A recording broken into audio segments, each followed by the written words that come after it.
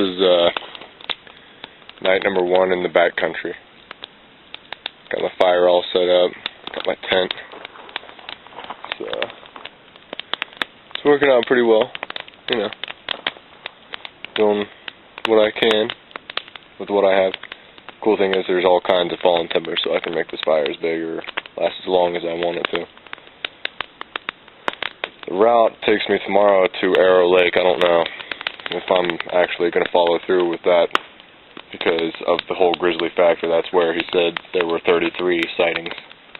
And 33 is a lot for one guy to come up against, in my opinion.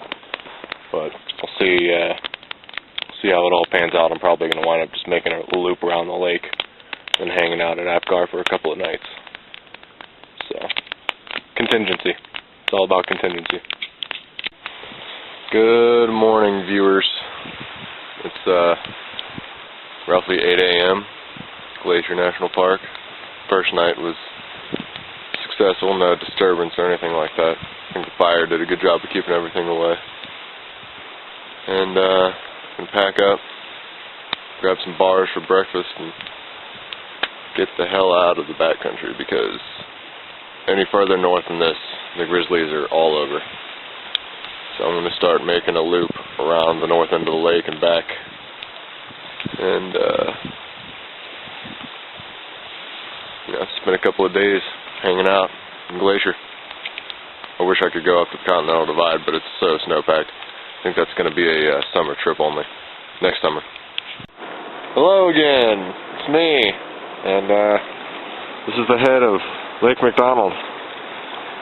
This is what feeds the lake right here. It's a McDonald Creek that travels underneath this bridge here, a one-lane bridge, and then comes from that waterfall up there. That waterfall, of course, comes from all the snow and glaciers and whatnot. Even in the winter, that waterfall's slow and strong. It's amazing, isn't it? But, it's pretty neat. Pretty damn cool, if you ask me. All this.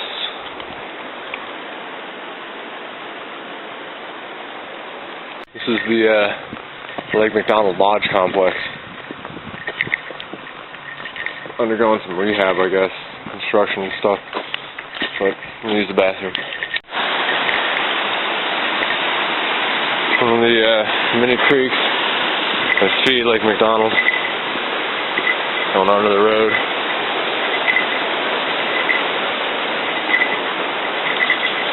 Beautiful part of the country. Walking along, going to the Sun Road, going south now.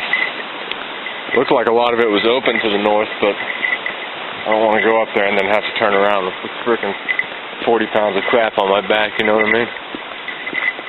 But, it looks pretty. Sprig Creek Campground should be not far up. That's the next stop. Gotta make a couple of calls, change my itinerary, and see if I can't get Amtrak to hook me up with some tickets out a little earlier than I thought. Might have to cut this trip short. Feet are starting to blister up real bad. Feel it. Feeling popping. Building up and popping. Not fun. So I have just successfully changed my reservations for 2 days ahead of schedule on the train, which is amazing because my feet are totally mangled. As I sat down and stopped walking, I could feel the blisters filling right back up. It's been a while since I've done something like this. Obviously, I mean, I've covered probably 20 miles in 24 hours. That's a lot, especially carrying a pack. The trip has still been a blast. I'll come back up here as often as I possibly can. It's definitely God's gift to us. Decided to hike to Apgar all the way. Turned out to be a pain in the ass. I'll film and shoot a little bit back. A company called Super Stock Footage or something like that, based in Chicago. Got hollered at by some people in a van. Might have been some cute girls. That'd be nice. Yeah, man. all the way from that backcountry site around the lake into Apgar is a huge undertaking. And my feet have got to be bloody by now. I haven't even looked at them. I'm afraid to look at them. The moment I stopped moving, I could feel the, yeah, you know what I'm saying. But Saturday morning, I'll be out of here. I'll be on a train, no more hiking. Hiking's ixnayed. But I think it was still worth it.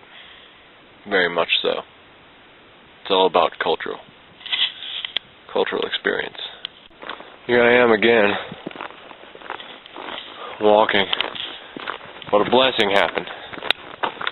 A woman named Anne stopped and asked me if I wanted to ride. You can only guess what my response was. Hell yeah. So she brought me up here to Apgar, where I was able to revise my itinerary, cancel the other 2 legs. Now I'm on my way to the picnic pavilion, which is where I'm going to sleep tonight. And then tomorrow afternoon-ish, going to West Glacier for the evening, hang out, wait for the train to come in the morning. So boy, I'm out of here on Saturday. There was no point in waiting until Monday. That's for sure. My feet are absolutely killing me. The woman at the backcountry office said, even for living around here, she doesn't hike that much.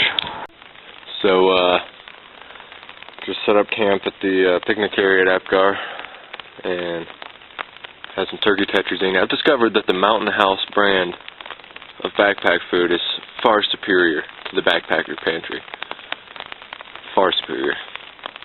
They actually have meat in their products. It's just starting to rain.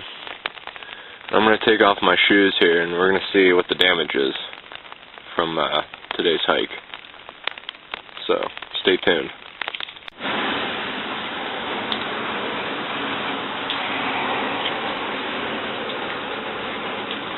This guy's been sitting here for a couple hours. So, it's raining at West Glacier train station. When I last left you, I was at the picnic area at Apgar, and I decided that I would try to call Amtrak, and Amtrak was good about rescheduling me for this morning. 8:16 a.m. I came here last night at like 7:30, 8 o'clock, set up the tent, slept here, woke up ready to go. Call Amtrak to find out that the train is 4.5 hours late. 4.5 hours is a lot, especially when it's 32 degrees and raining. Gave me time to send out the postcards I wanted to send out, though. And the guy here at the gift shop has been very accommodating. This is not a staffed Amtrak station. Just a gift shop. And a stop. So, supposedly at 12:30, I'll be on my way. It's going to jack up my transfer in Chicago to the point to where I'm going to be probably comped a room or something like that. And then maybe the next day go out to Washington. But either way, I'll be making it back to Orlando sooner than I thought. It's a hell of an adventure, traveling by rail across the country. I'll tell you that. Expect the unexpected, and you'll meet all kinds of cool folks.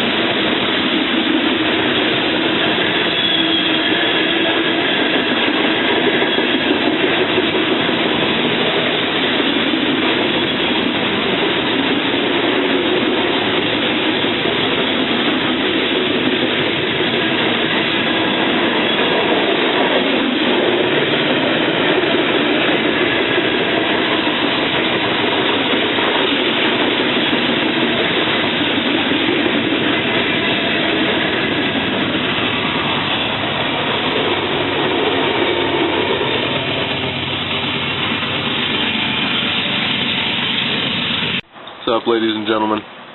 So, still at Belton/West Glacier / the gift shop, waiting for number 8, the Empire Builder, westbound, or eastbound. And the train that was 4 hours late is now 5.5 hours late.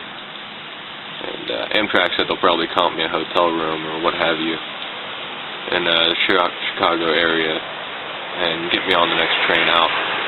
So, looks like I'll be taken care of, but it's not going to be as rapid a process as I would hope. I'm just looking forward to getting on the train, getting a shower, being able to cleanse myself and get a cocktail and a hot sandwich. That's going to be awesome. A hot sandwich. Or even a burger or a pizza. One of those pizzas sounds really good. But stay tuned. Hopefully this train right here has stopped to let the Empire Builder pass it. Speaking of which, something really cool you'll notice there. It's the professor from The Simpsons. It's always saying Blapin'. Somebody did a really good recreation of him on this Burlington Northern BNSF car. It really made me laugh. I'm going to send it in to Fox and Matt Groening and see what they say. But clearly the artists are out there. It's just a matter of putting them to work on something other than the side of a train. So hopefully the train that's coming up is the Empire Builder. Let's keep our fingers crossed and see, shall we? Because if it is, it'd be fantastic. It's already 4.5 hours late. A little bit more than that now. It'll be a sight for sore eyes.